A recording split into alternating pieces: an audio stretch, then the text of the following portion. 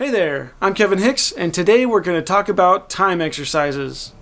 Time exercises are my favorite way to practice. It's amazing because you can work on so many things while you're focusing on timing. So let me break it down for you. What I like to do is I like to put on the radio, put on some streaming of some great music that I love to listen to, and then I just get out my trombone and I'll just play along to it.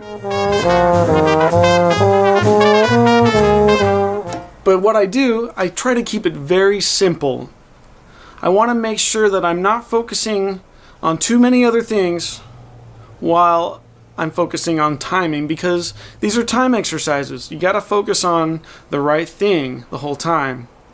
So pick very simple things to practice, note-wise, like just two notes, and just go back and forth between those two notes until you feel like you've really locked in the time with the recording. Now people ask me, well, why don't you just practice with a metronome? I like to practice with a metronome, but that's different kind of timing practice. This is more applicable because you're playing along with real musicians who have recorded this music, and you get a better idea of how to stylize it the same way they do. It's a great way to learn how to play many styles. So practice your time exercises with great albums. This is something I got from my mentor, Scott Wilson, who taught me pretty much everything I know and gave me a lot of these little clues on how to practice. When we started doing time exercises, I started seeing great improvement in my own playing. Not only did I get better time, but my sound was more clear, my tuning was more clear, my articulation was more clear, and everything just seemed to come together. So I promise you, if you work on time exercises, you're going to see a huge difference in your abilities on your instrument. So here's my challenge to you. Turn on the radio, whether it's accuradio.com or jazzradio.com or whatever you like to listen to, and then get your instrument and start playing along to it. It doesn't have to be the right notes. It can be completely wrong notes, because that's not really what matters right now. It's the timing that's the point.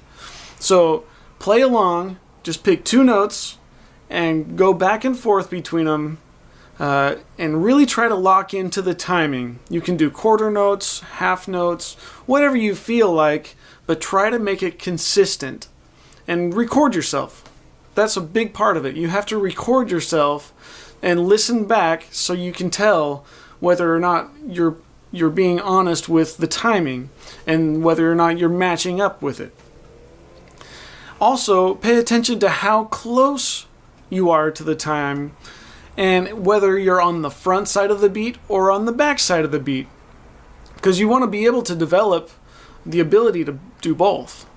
But you also want to be able to notice whether you're ahead of the beat or behind the beat, so you can adjust. Alright, now it's in your hands.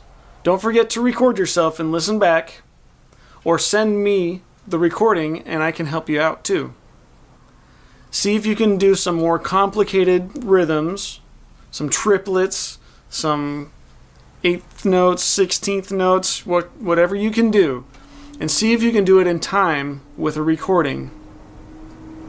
Click on this video to practice along to some time exercises. Click on this video if you want to learn about vertical harmonic practice. Or click right in the middle to subscribe to my YouTube channel.